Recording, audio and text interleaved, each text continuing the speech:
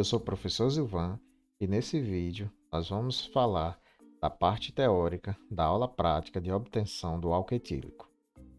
Antes de falar propriamente do álcool etílico, vamos falar de algumas fontes de energia. Fontes de energia são matérias-primas que direta ou indiretamente produzem energia para movimentar máquinas. Contudo, como são encontradas diretamente na natureza, essas matérias-primas necessitam passar por transformações antes de poderem gerar a energia. As fontes de energia subdividem-se em energias renováveis e energias não renováveis. As energias renováveis são aquelas em que se regeneram espontaneamente ou através da intervenção humana. São consideradas energias limpas, pois não deixam resíduos na natureza. Nesta imagem, nós podemos ver a ilustração de algumas fontes de energias renováveis, como a energia hidrelétrica, a energia solar e a energia eólica. Já as energias não renováveis são aquelas que, uma vez esgotadas, não podem ser mais regeneradas, pois é necessário muito tempo para sua formação na natureza. Apesar de serem encontradas na natureza em grandes quantidades, têm reservas finitas. São consideradas energias poluentes porque sua utilização causa danos ao meio ambiente. Nessa imagem, podemos observar que as energias não renováveis são as energias térmicas, as energias fósseis, como a do petróleo, e a energia nuclear. O álcool etílico, por sua vez, é considerado uma energia renovável, uma vez que pode ser obtida a partir da biomassa. Sendo assim, vamos estudar um pouco sobre o ciclo do carbono. Para que o carbono das moléculas de CO2 fique disponíveis, o CO2 deve ser fixado em moléculas orgânicas através de processos como a fotossíntese das plantas e a quimiossíntese das algas. Os seres humanos obtêm o carbono pela alimentação, por meio da respiração e fermentação. O CO2 retorna para o meio ambiente. O CO2 também é liberado na atmosfera pela queima de combustíveis fósseis, como o carvão mineral, a gasolina e o óleo diesel. Essa figura ilustra bem o ciclo do carbono. Vamos focar a atenção primeiro aqui no peixe, que se alimenta das algas, assim os peixes adquirem carbono no seu organismo a partir da sua alimentação. Os peixes também podem ser fontes de alimentação para o ser humano e para outros seres vivos. Então, esses seres vivos estão recebendo fontes de carbono também. No processo de respiração dos seres vivos, ocorre a liberação de CO2, a transpiração. Esse CO2 também é liberado na combustão de combustíveis, como a gasolina, o petróleo. Esse CO2 também é liberado na atmosfera. Através do processo de fotossíntese, ele converte esse CO2 em glicose. E essa glicose pode ir para os frutos dessas plantas, onde podem também ser consumidas pelos seres vivos. Então, o ciclo do carbono, o carbono ele fica se convertendo e se locomovendo por vários organismos, inclusive pela atmosfera e pelas plantas e os animais. No nosso experimento, nós vamos obter o álcool etílico através do processo fermentativo. Então, vocês vão ver na aula prática que foi executado um procedimento para a fermentação de uma determinada biomassa. E o que está por trás desse processo fermentativo? Para a execução desse processo fermentativo, foi posto em contato fermento biológico, o qual contém leveduras. Geralmente essas leveduras são as Saccharomyces cerevisiae, que entraram em contato com a biomassa. Para o processo fermentativo, nesse experimento utilizou-se o fermento biológico, que contém leveduras, geralmente as Saccharomyces cerevisiae, que são micro-organismos celulares que se proliferam em condições apropriadas, como temperatura 30 graus e na presença de alimento. Esse alimento foi propiciado através da biomassa que foi utilizada nesse experimento, a qual foi um extrato de abacaxi. Então essas leveduras se alimentam da glicose contida nessa fruta, nesse extrato de abacaxi. Aqui nós temos a estrutura química da sacarose. A sacarose é um açúcar constituído de dois anéis, um anel de 6 membros, que é a glicose, e um anel de 5 membros, que é a frutose.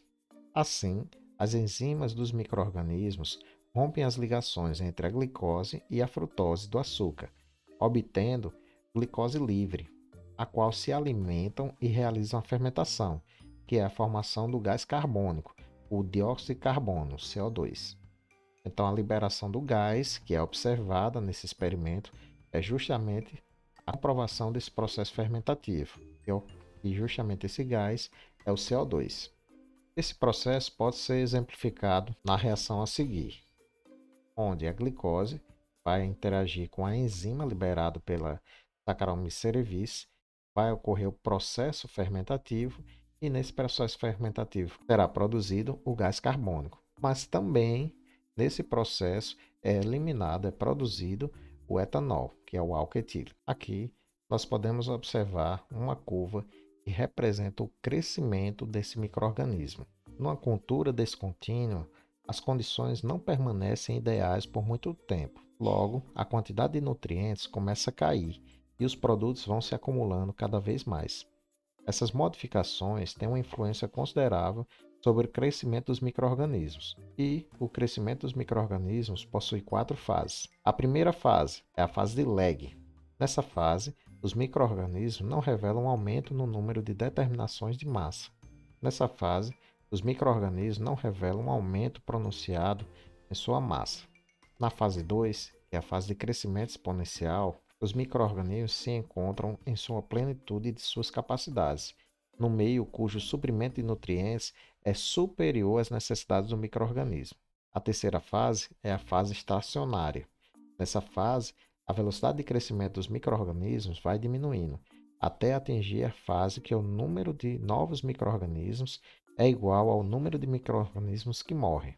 As causas dessa parada no crescimento podem ser devido ao acúmulo de metabólitos tóxicos e ao esgotamento de nutrientes, e também devido ao esgotamento do oxigênio. Na fase 4, que é a fase de declínio ou morte. Nessa fase, a quantidade de micro-organismos que morrem torna-se progressivamente superior à quantidade de micro-organismos que surgem. Isso se dá justamente devido ao esgotamento dos nutrientes. Então, por isso que é possível observar que no início do processo fermentativo ocorre uma grande liberação de gás CO2. Já com o passar do tempo, essa liberação de gás vai diminuindo. Quando é percebido que a produção do gás CO2 já é muito baixa, indica que a reação já chegou ao seu final, obtendo o máximo de álcool etílico que seria possível produzir. Finalizado o processo fermentativo, para a produção do álcool etílico, devemos agora separá-lo do meio. Para isso, nós devemos submetê-lo a um processo de destilação simples.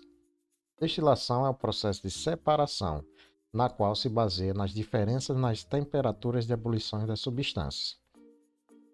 No nosso meio, nós temos água, que a temperatura de ebulição é de 100 graus Celsius, e nós temos o álcool etílico, que a temperatura de ebulição é de 78 graus Celsius.